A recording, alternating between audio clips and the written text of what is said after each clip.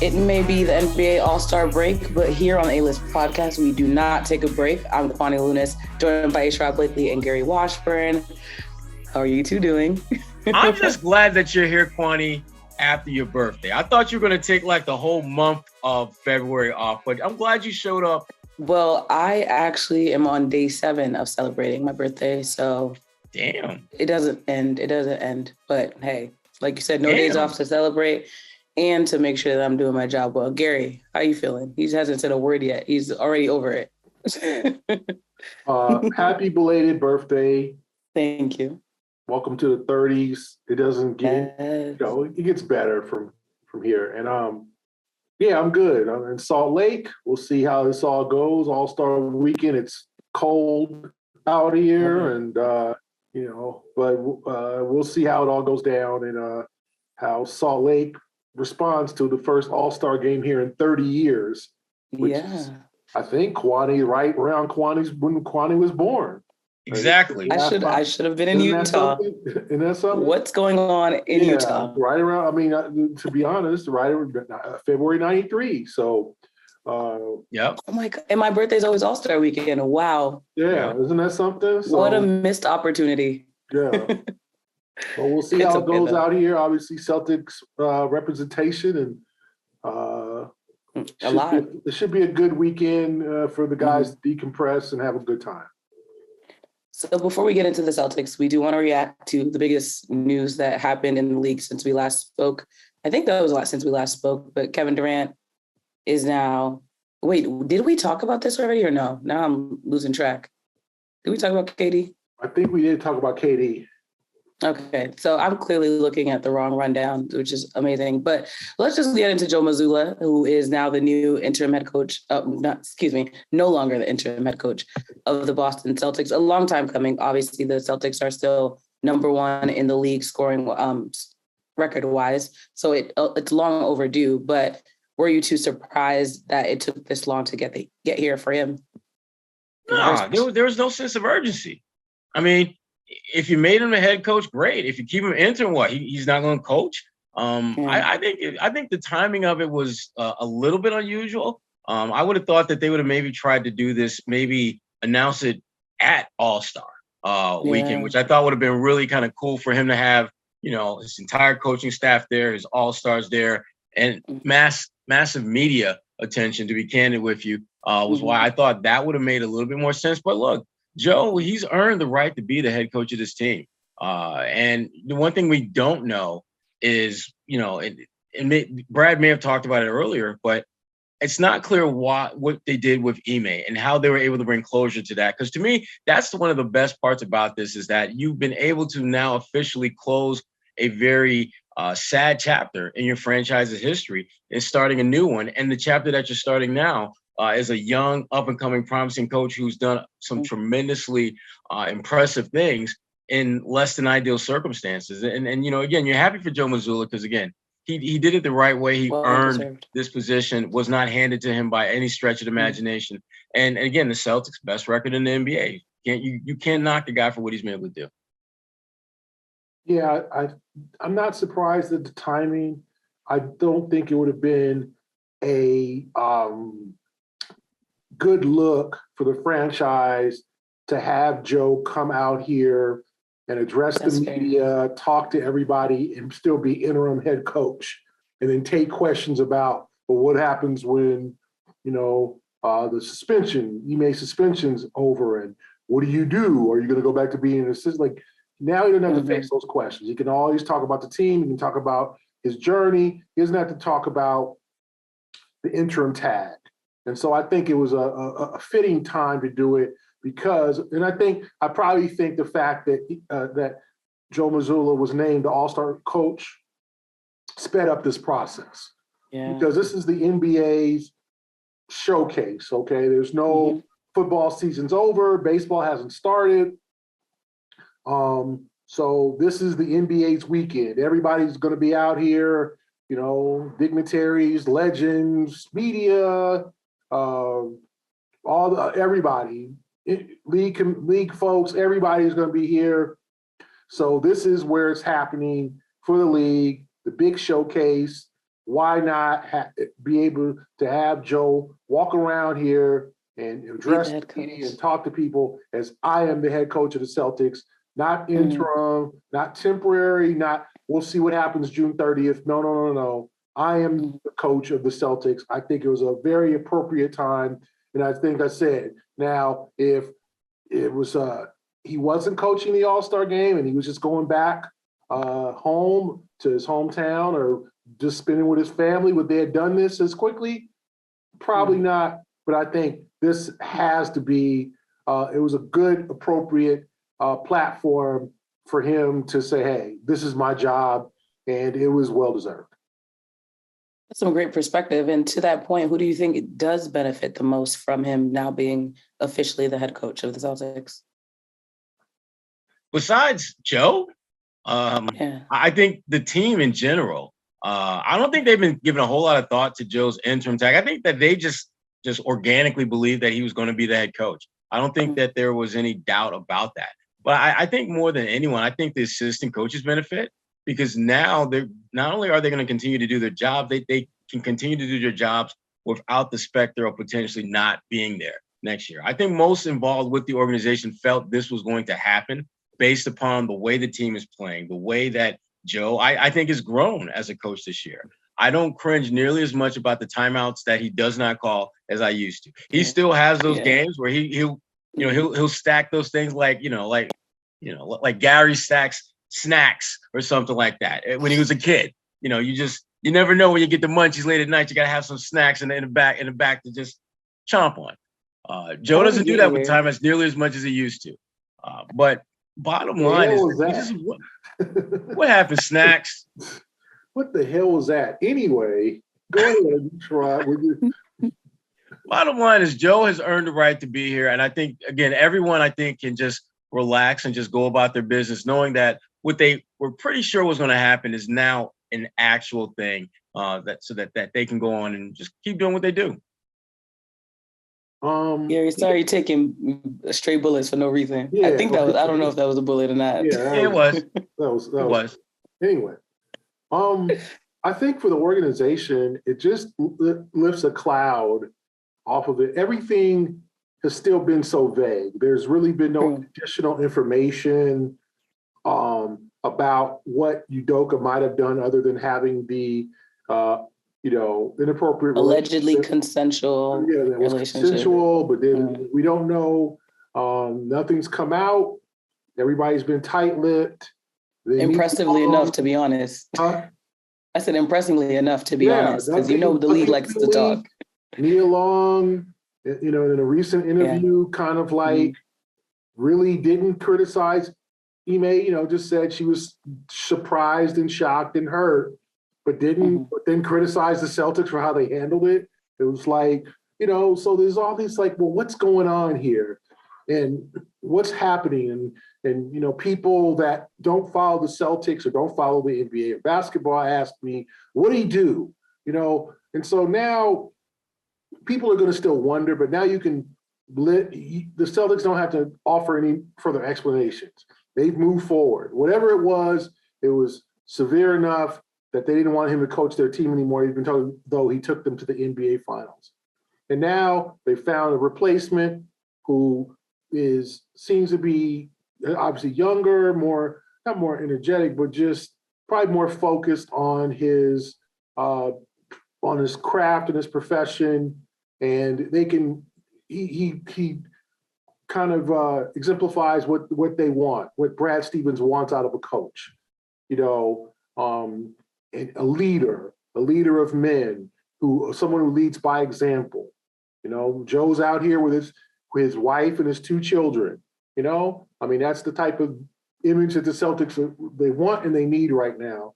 So I think just the entire organization kind of gets this situation and can move forward. Now, we could all debate about, well, was it that bad to fire him or to suspend Udoka? What about the woman? All these questions will surface, and there's answers that some of us do know that can't write, and some of us, don't know.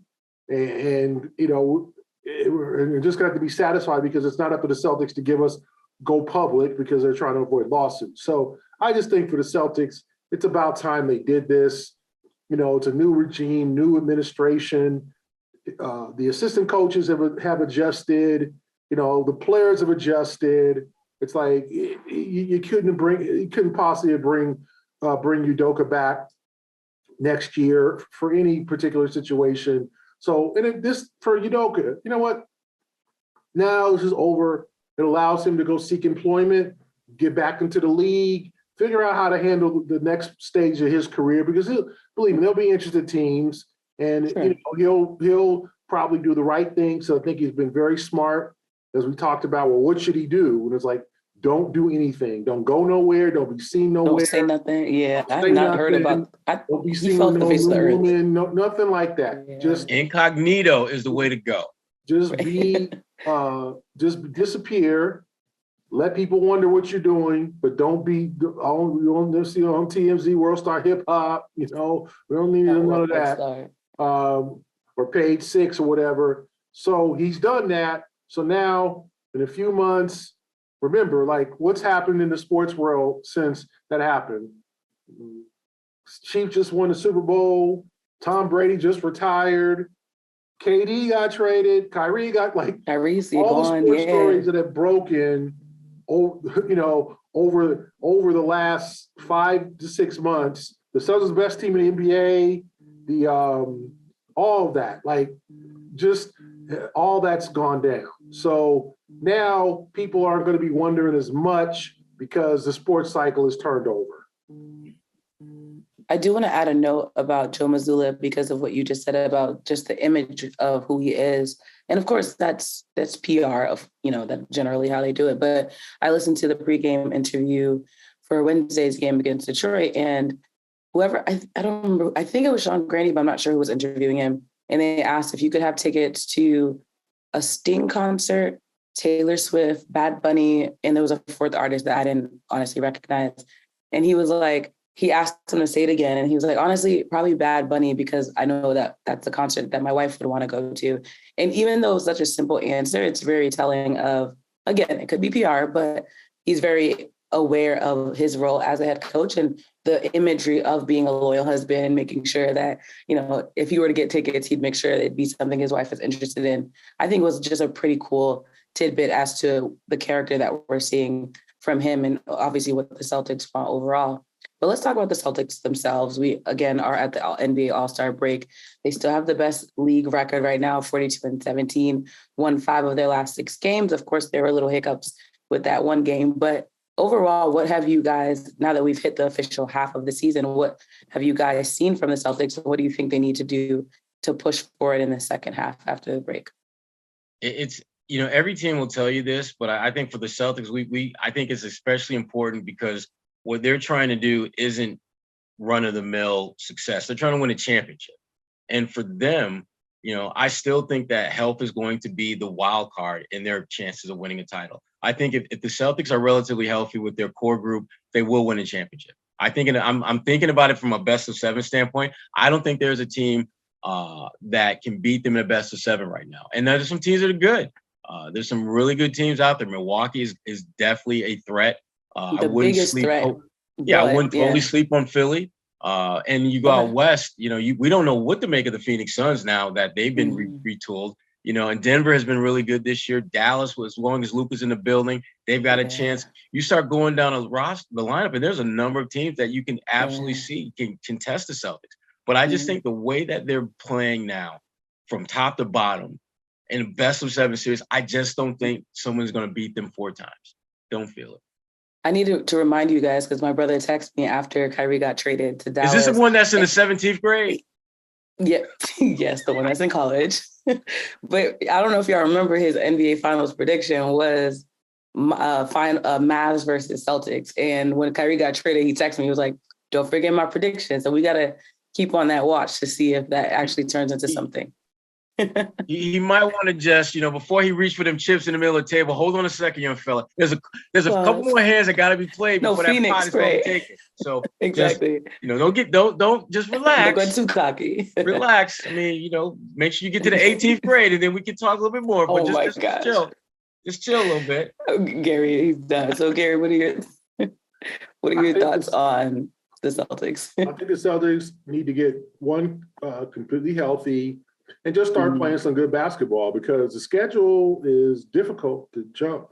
Indiana, which beat them back a couple, when they were struggling, then Philadelphia 76ers, then the New York Knicks, and then they come home and face Cleveland. So 4 difficult games to start, and they got to try to hold on to the number 1 seed. That's the goal. Milwaukee's won 11 straight, and honestly, I wasn't all that impressed with the Bucks. Like that game where the Celtics didn't play any of their starters. Robert Williams played like 12 minutes, and they were running Sam Hauser and Derek White and Mike Muscala out there, and they took them to overtime and probably should have won the game if Derek White hits that open 3.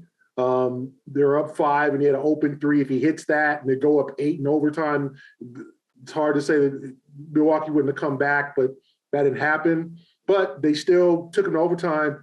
I wasn't all that impressed with the Bucks. And now the Bucks got, Bobby Portis on the injured list, and then Jay Crowder. So 2 real dogs who are going to add to that equation. But I was not thoroughly impressed with the Bucks. It took Drew Holiday hitting a career high 8 3-pointers, okay, the best shooting night he's ever had, and Giannis played 46 minutes, his most regular season minutes in 7 years, for them to beat the Celtics without 4 starters and Robert Williams most of the time.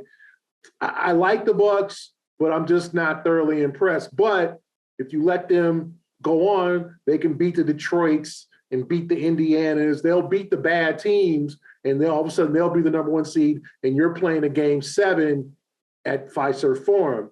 The Celtics don't want that. They want that home court advantage, because I think the Bucks are a good club, but I also think they've had some taking advantage of kind of an easy schedule at times and face some injured teams and face the Celtics when they didn't have their starters. But we'll see what happens. I think the Celtics need to get healthy, need to just start off the second half, the last 23 games of the season, 59 games, 23 games left, start out fighting. Indiana's going to want to knock them off, and then they go and face the big boy in Philadelphia, and then the Knicks, then the Cavs, who's beat them twice, and then just continue that momentum into the playoffs. Health, I think, is their number 1 thing. So let's talk about All-Star Weekend, because that's what everyone wants to hear about. Of course, now head coach Joe Mazzulla, I forgot the man's name. Jayson Tatum, Joe Mozzarella. Are you still celebrating your birthday, Kwani, and you didn't want to tell us? No, I just stumbled on the way. That was good, right? Kwani. A little ad. Joe Mozzarella, I'm kidding. All right, so Joe Mazzulla's coaching in the All-Star game.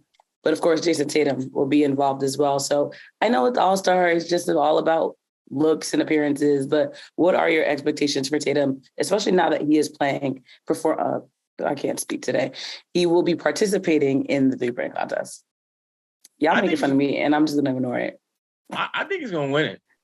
Oh? I think he's gonna win the 3-point shooting contest. I just think Jayson, I think at this point realizes that while it's not going to be like a defining moment in his career, you got to just, every opportunity you get to compete, you got to stand out. You got to remind folks that you're that dude. And I think Tatum, he's had a very good pre-All-Star break season, but he's had more than a few moments where he's been kind of like Casper the Friendly Ghost out there just disappearing. He's out there, but he's not really putting his emphasis on the game. And he's so good that he can get you 25 points and have a horrible game, but still got you 25 points. To me, the 3-point contest is just another opportunity to remind people that he's that dude. Once he gets to the big boy game, again, another opportunity to prove himself as being the man. And I'm excited for him because he's in a very, very different place than he was a year ago. Last All-Star game, I think he was an all-star on the come up. Now he's arrived. He's that dude that a lot of people are looking at and like, okay, what you gonna do now? And he is embracing that. And again, for him, the one thing I hope he does, win the 3-point shooting contest and get some rest. Find as much downtime as you possibly can have if you're Jayson Tatum, because this team is going to need you the rest of the way. They're going to really need you to carry. Kwani, do you know who Casper the Friendly Ghost is? I do. Well, I never watched it, but I know the reference. And also, I think context clues if someone didn't appear. But that's a Gary, lot. You're showing your age. Gary, you act like she didn't learn something at BC. They teach them stuff at BC. I feel like that was a backhanded compliment, but okay. It was. Exactly. Look, considering Gary, their all-star band performed at the Garden. Yeah. Oh my gosh. I can't talk about that. And I was talking to another BC alum that works for the Celtics. And I was like, what is going on? This is embarrassing. I do not claim this school right now. I'm sorry about your band. Maybe it's just the acoustics of the TD Garden, but excuses, Gary. Like a Go Rondo dishing out them excuses now. I think that's what it is though, because think about it. They always perform in the stadium and see the acoustics of the building indoors. I think it's not fair to them. Anyway, see what happened was that's all you gotta know. See what happened was I expect Tatum to enjoy himself, bring obviously now, and I think it was an important thing that he mentioned last night was that Deuce now is Deuce 5? He's 5. Deuce getting up there. Okay, so Deuce is 5 because obviously Tatum missed the game for his 5th birthday. I ain't mad at him about that. I'm not mad at all. Me neither. So I think he'll cherish these moments because now Deuce is old enough. A lot of the other players know him. He's old enough to kind of enjoy it. The last couple of years, maybe Deuce, wanted to play, video games or watch cartoons in his room as opposed to like being out, So I think this will give Jayson the time to reboot, recalibrate, have fun in the 3-point contest. I think, he said he wants to win. He's got no problem with saying that. He said he's in it to win it. Yeah. And, just have fun in the game. It's very doubtful Jayson, go for MVP, man. Is it like the MVP is going to be Giannis or it's going to be LeBron or it's going to be, Jayson's not going to take 30 shots and be trying to dunk on everybody. It's just not his game. He's more of a, like the one year, like Steph won it when he hit like 10 threes, when Steph went on this like rampage of threes and he ended up winning the MVP, a couple of years ago, I think in Chicago. But with Giannis, but with Tatum, it's doubtful. Like I said, he's not one of those dynamic. He's going to just go up and try to do 360s and stuff. And that's the All-Star game.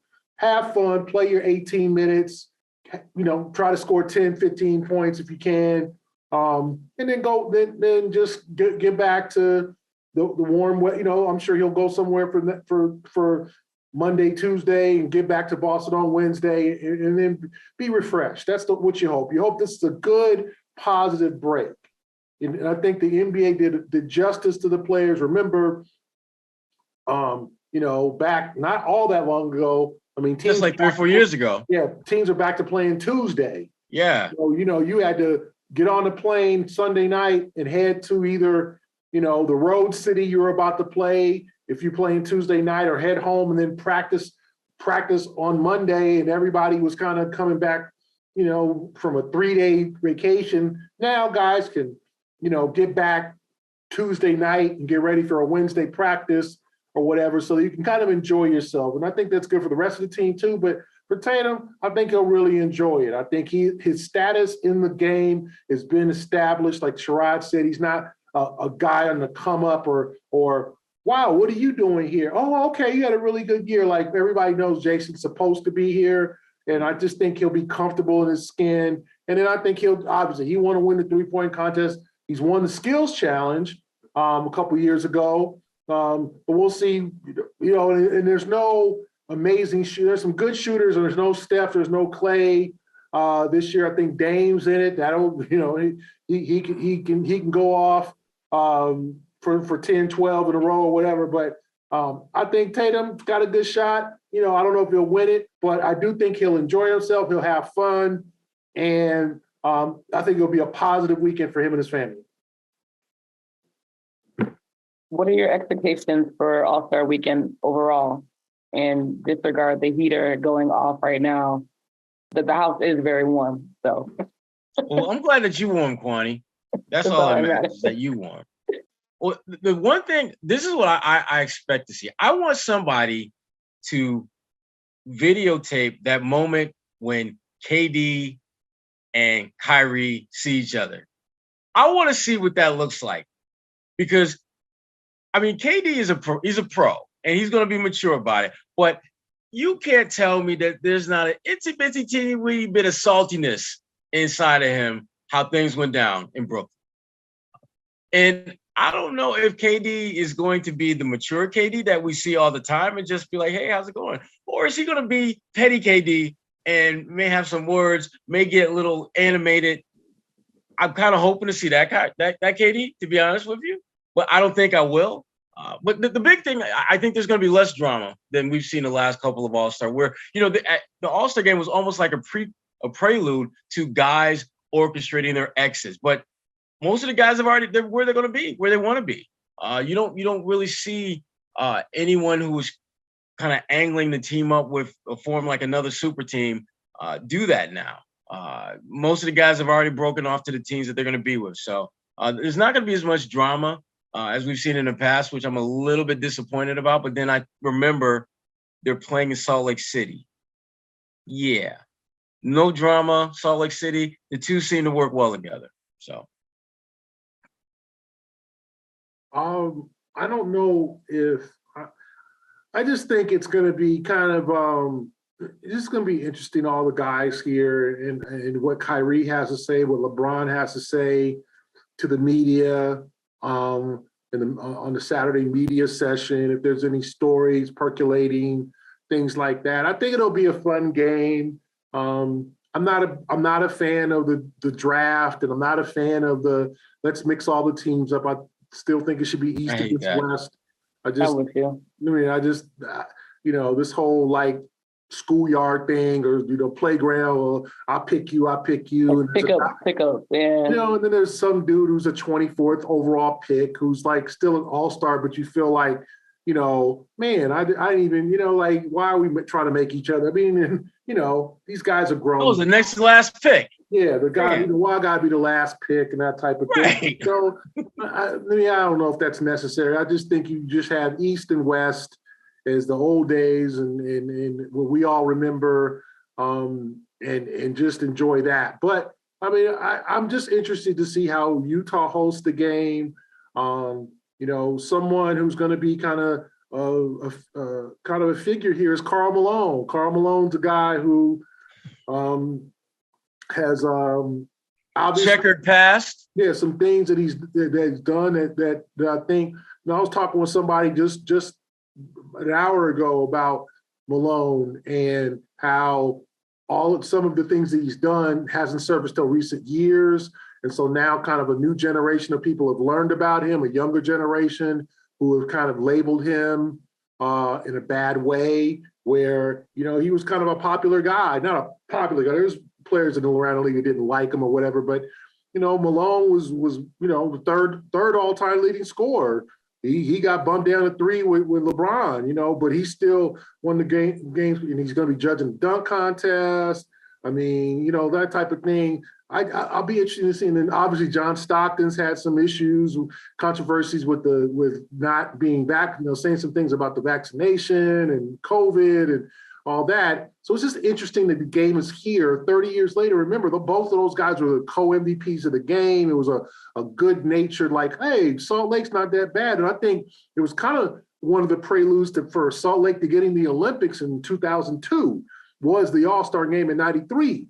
So I'll be interested to see how the city hosts this game, how the public and reacts to Karl Malone, and you know, I said it's a difficult situation. You know, we grow up and thinking, you know, we look at these guys on TV and, oh, that's our heroes, and then we find out some of the things that they might have done in the past, and it's not so flattering, and some of them is very uncomfortable, some of them just immoral, and it's just like, well, how do you view that person? So I'll be interested to see how the Twitter world, how people react to like Karl Malone being around. He didn't show up to the 75th anniversary, but Stockton did. You know, Stockton was in the house. Much respect. Stockton's one of us, you know, hey, he's got his beliefs on COVID-19 and all that. It might be strange and crazy, but he showed up. You know, Malone didn't. So Malone's kind of been kept a low profile. So I'm just fascinated personally to see how that all translates for this weekend. So fast forward to after All-Star Weekend, what are your expectations for the players themselves on the Celtics roster? Tatum, Brown, Derek White. Who should we be talking about for not talking about one of them as well? Go ahead, Gary. You got this one. I think the Celtics are in a great place. Sam Hauser's bounced back. Derek White's bounced back. Malcolm Brogdon's continued to be consistent. I said their whole thing is health, like keeping guys healthy, keeping guys engaged. Mike Muscala's been a good addition. And also Kwani, like, are they going to fill that 15th roster spot? You know, they have until March 1st to sign somebody. If they do they need another wing player? You know, I know that, like, you know, my whole thing, and I champion them trying to go after Terrence Ross, but with Phoenix kind of gutting some of their team to get Kevin Durant, the Suns can offer him playing time. And I was told, and Celtics folks have said, listen, you know, we'd love to bring in a guy with real talent, or a guy, and they have more money to offer because the Danilo Gallinari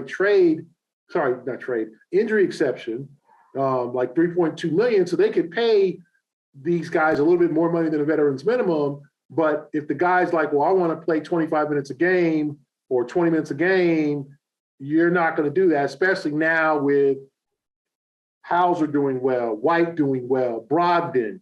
If you bring a swing man in, a guy who can score, I think they needed a guy who could score some buckets. How much is he going to get? And does that sacrifice chemistry? Does that sacrifice other guys getting minutes?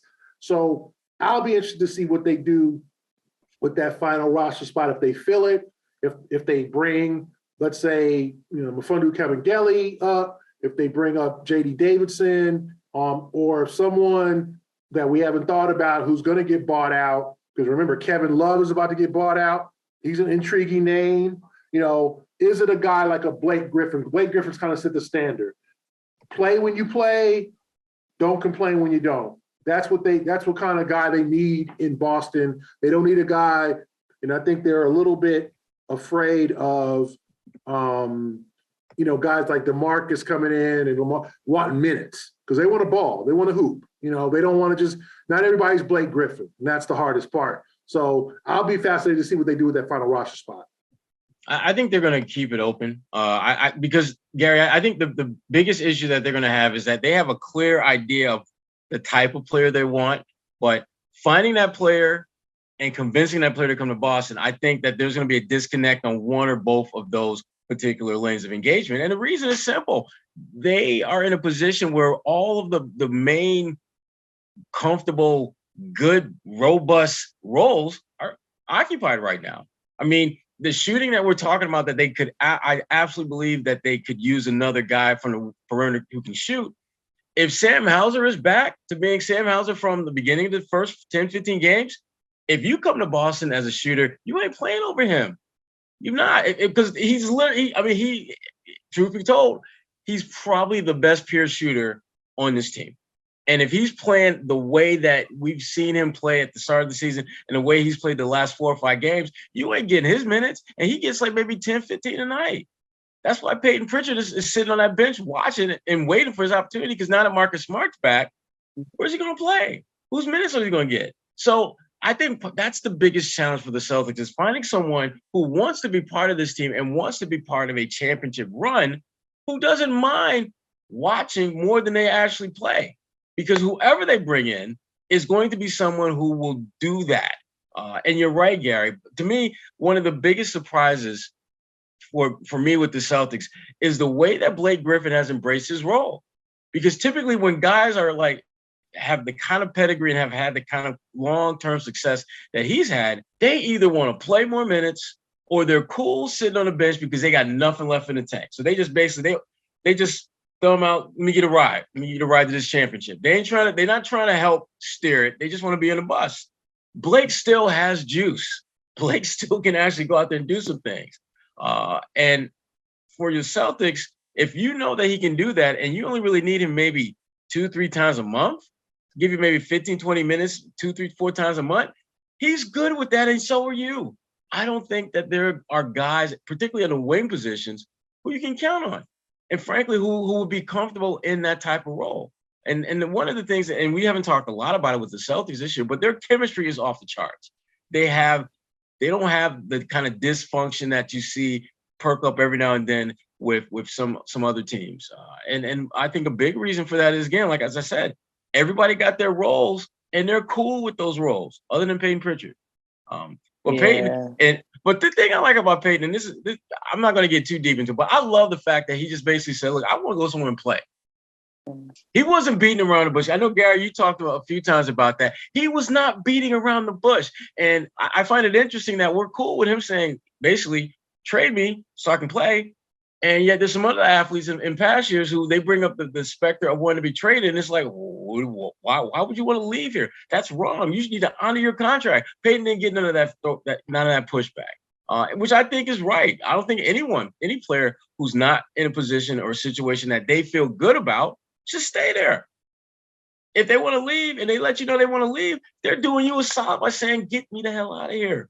I mean, Kyrie, I didn't like the way Kyrie did it. Yeah, but basically he's like, look, y'all need to move me somewhere. And they were just like, 1 second.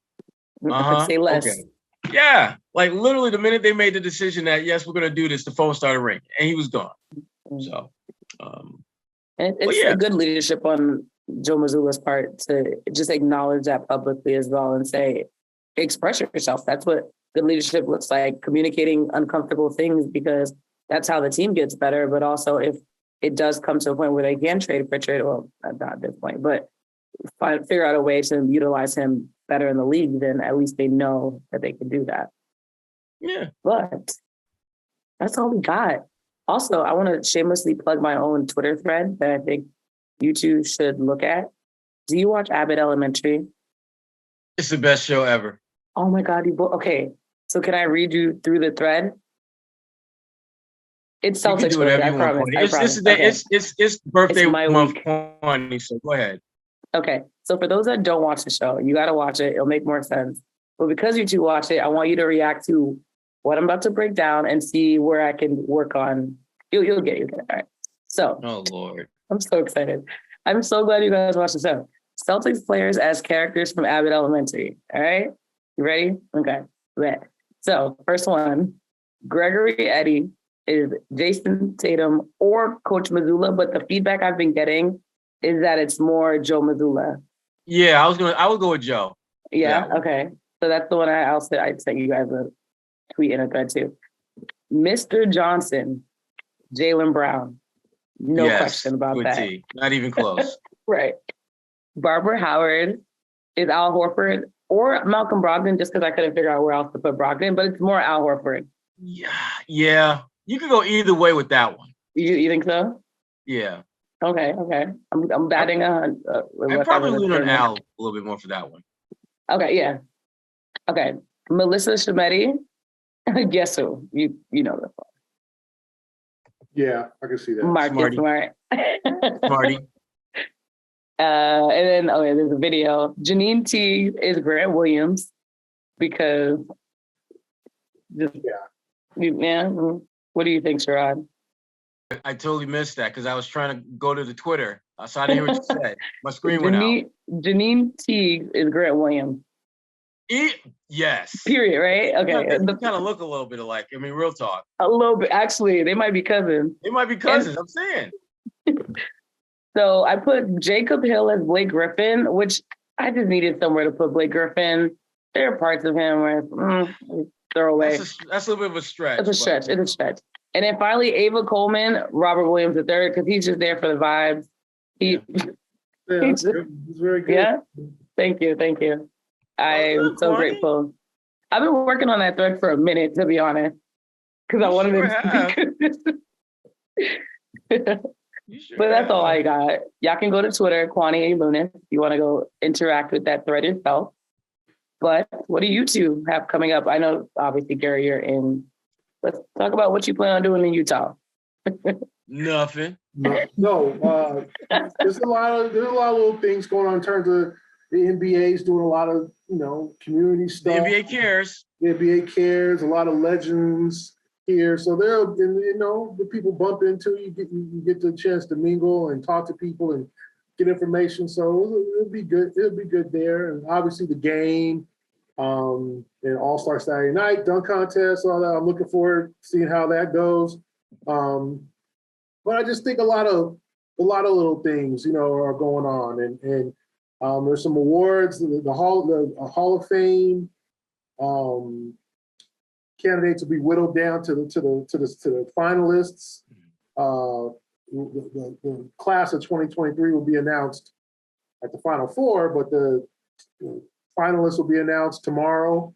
And that should be interesting. Also, some award winners, some of our media colleagues could be honored with some prestigious awards tomorrow. So a good full weekend, and you learn to appreciate it. And as we talked about, this week, 3 years from now, Kwani, when you just turned 33, we could be in Boston hosting the Kwani Lewis All-Star Jam. Period. I'm here for that. Yes. with all your crew coming through, all the Cheetah girls coming through. It's gonna be a good time. Don't hate on the Cheetah girls. All the Cheetah girls coming through. Destiny Child, 702, Cheetah Girls. All the girl bands of the 2000s. All the girl bands coming through. So 3 years from now, folks, make your plans. Watch out. Be in Boston. Kwani Lewis Jam, All-Star Jam, Thursday night. Yes. But yeah. Tickets $150, but other than yeah. Get your VIP table now. So but yeah, I think it'll be a good, a good weekend. And I think there'll be a lot more people here in terms of NBA folks. Now I can't speak for like fans and the All-Star crowd. I don't know if they're going to come here. We'll see. I think everybody's kind of interested to see how that goes. But next year's Indianapolis, so I don't know. It doesn't get much better. Yeah, so we'll see. But I'm looking forward to the weekend. I'm a fan of Indy. I love Indianapolis. Everything you need is downtown. Literally everything you could possibly want is within walking distance. So I'm cool with Indy. Okay. The reason why I'm not going to Salt Lake is because I'm going to be going to Orlando, Florida. I'm one of the judges for the Associated Press Sports Editors writing contest. So I'm going to be looking at lots of writing, lots of screen watching all week. So I'll be down there doing that and just got, a couple of other all-star centric things. Did a piece that's going to run in BET.com upcoming about just Bill Russell and just looking at, the conversation about LeBron being the GOAT. What about Bill Russell? And I lay a case out as to why Bill Russell should be the GOAT. I love that. And there's some things that we really kind of take for granted about Bill Russell. And I try to shed a little bit of light on that. So that should be coming out this week at BET.com. Oh, BET. Wow. Yeah. Look at you. The landscape is expanding, Gary. Oh, man, you got to send that to your mama. Your mama be proud of you, right? For BET. You got Ebony, BET, what else? Oh, no, look at me. We're working on it. We got a couple more that we're in talks with. I work for BET. Video sold. Donnie Simpson. Donnie Simpson. What's Donnie Simpson? Shoot. That went over my head. That's okay. Yeah. Sorry. I'm sure someone in our audience will understand. We're talking about like 91, 89. We talking about when they had video shows and they had videos. So every hot R&B group at the time Okay, you remember that? You saw the New Edition movie, right? Yep. Mm-hmm. Okay, when they all were on that talk show with that girl with African that show, Video Soul. Oh, okay. So that was the show for like every R&B group wanted to get on it. It was Donnie Simpson and then it's Sherry Carter were the hosts. So that was before kind of. Then it kind of got replaced by like 106 in Park when the hip hop took over. Okay. But Video Soul was like every hot group from the 90s, Boys to Men, like when you didn't know the group and you wanted to meet the members and all that, boom, Video Soul. That was it. Wow. Sherrod working for them now. Sherrod got a job. Full circle moment for you. Also, I do want to shout out to all the teachers out there, including my dad, which is why this is behind me. And if you're watching the video, but teachers going back to Abbott Elementary, they deserve all the love. Especially your daddy, because he teaches the little itty bitties. The little ones. Mad props to Kwani's pops, because seriously, he dealt with the kids that yeah, I don't understand. I pray for that man. I pray for that man because he. Not gonna hold you. I thought you were gonna say because he dealt with me and my brother. That's part of it. Anything. Exactly. Well, that's a wrap on the A-List podcast for this week. If you're not subscribed to this podcast already, make sure you do that, whether that's on YouTube, iTunes, or Spotify, wherever you listen to your podcast. But until next week, I'm Kwani Lunis, Gary Washburn, Sherrod Blakely. Thank you for listening to the A-List podcast.